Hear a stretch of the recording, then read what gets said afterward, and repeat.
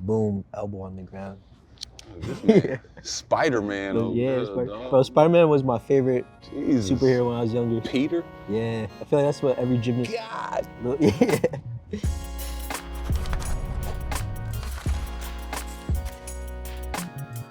I'm the second black male gymnast in the Olympics in history.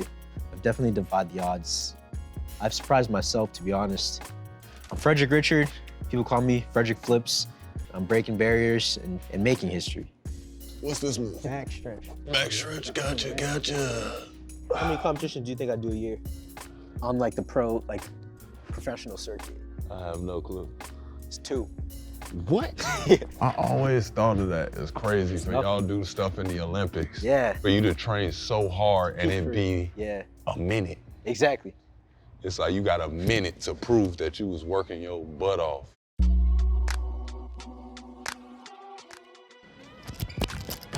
Damn. My name is Iman Shumpert. Spent about a decade in the league. Won the championship with the Cleveland Cavaliers. I got to play for the New York Knicks, the Sacramento Kings, the Houston Rockets. I enjoyed my time in all places. The mental health conversation, I think, over the last couple of years has changed a lot. I do a podcast, Iman Amongst Men, with my older brother, Ari. We used to argue all the time. But now it's like I can talk to this guy about anything. The podcast has given me and my brother not only a platform, but a safe space to talk about a lot of different things. And there's a lot of times that we're having a conversation, and in that moment, we're kind of putting a thought to words that we never realized that we had. I ain't gonna lie, I thought depression was fake.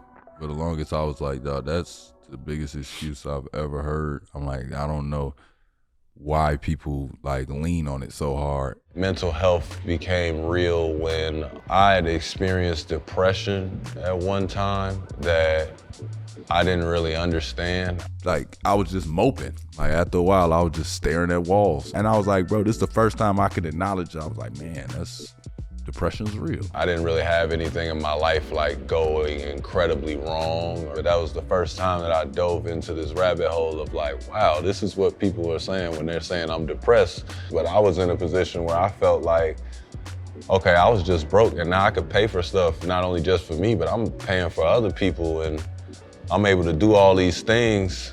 And I'm like, I should feel this fulfillment that I'm not feeling right now. And that depressed me. I think my story of mental health is pretty interesting because it's different. Most people think, mental health means you might have depression or anxiety or some problem you're trying to fix, get rid of. And I thought, I'm doing pretty good. Where I am mentally should be good enough for me to still reach my goals. Then I realized I gotta try as hard as I can to see if I can improve. Why not figure out how much better it could get? Mind and body are connected. And so that's when I started seeing a sports psychologist. When I was growing up, I was watching people like you. Podcasts are out, and I would hear you guys talking about mental health. They talk about struggles.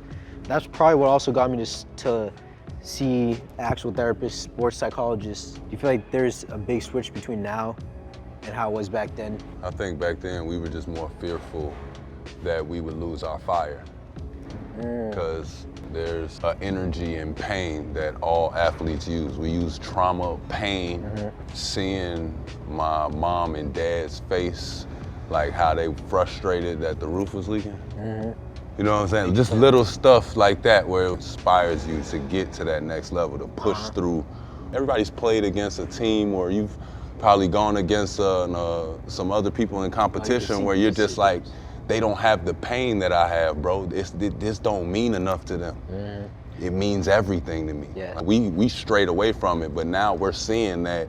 It doesn't change it? Yeah, y'all are showing us like we're dealing with our trauma before we become professional. Working with sports psychologists, figuring out my mental health, mental strategy, like probably say about 2 years ago. That's when you realize, okay, that I can improve in areas. There's certain mental frameworks, certain techniques, things I can do that do make me a better person every day, do make me happier, do make me understand myself better. And I'm grateful I did that. What do you do with like pre-event prep? Pre-event prep. So I visualize the whole competition through. Meditation visualization I've been Very powerful techniques to make sure that my mind is more ready than my body for the big competitions. If you visualize feeling lighter, ideally when you're doing it, you are lighter. Yeah. I visualize trying to hear like the noise of the bars clicking, the crowd. Visualize being slightly nervous. The nervousness is what provides the excitement. Exactly, yeah. So I totally get that, leaning into that. I got very deep into meditation. It can help you with focus. It can help you with, honestly, healing your body. For me, that's breathing techniques, doing it like a gymnastics schedule, you know? Every day you do it, not when you feel like it. So I started doing it when I woke up in the morning every day. I set a timer. I'm meditating for 20 minutes.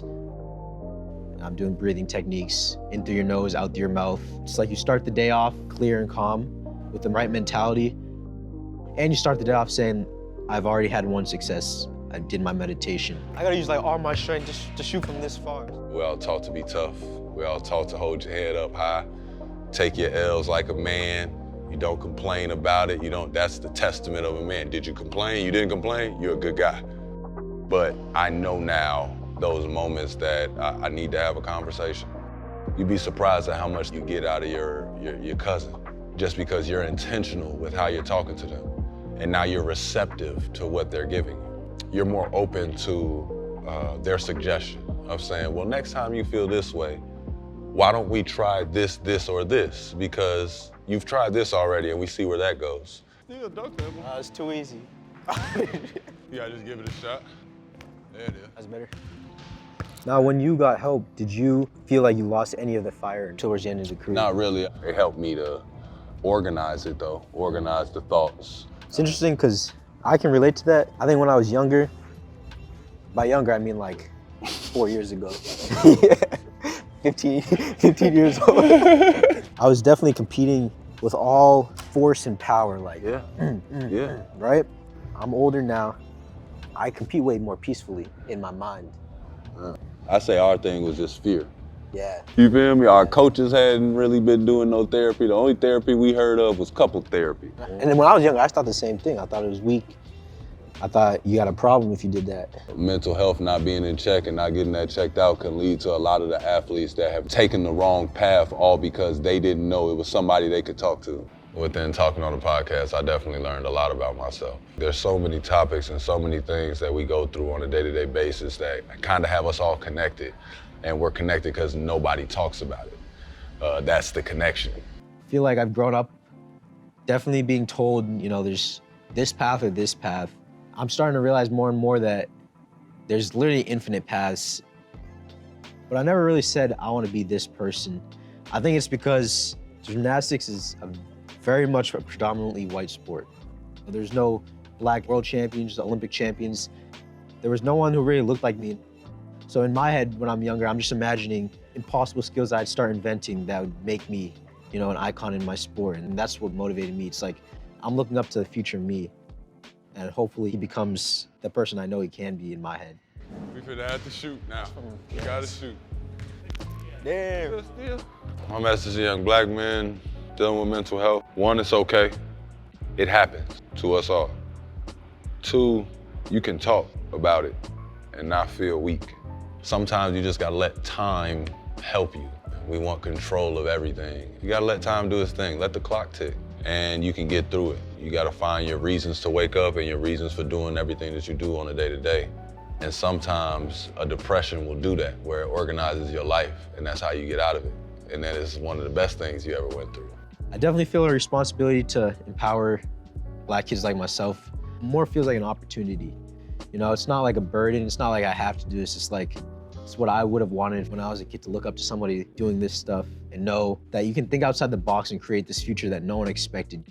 I commend all y'all young athletes for continuing to try and show us new ways, new approaches. The way y'all move is inspiring for anybody to know that you're not gonna let it stay in a box. My dog. Yeah.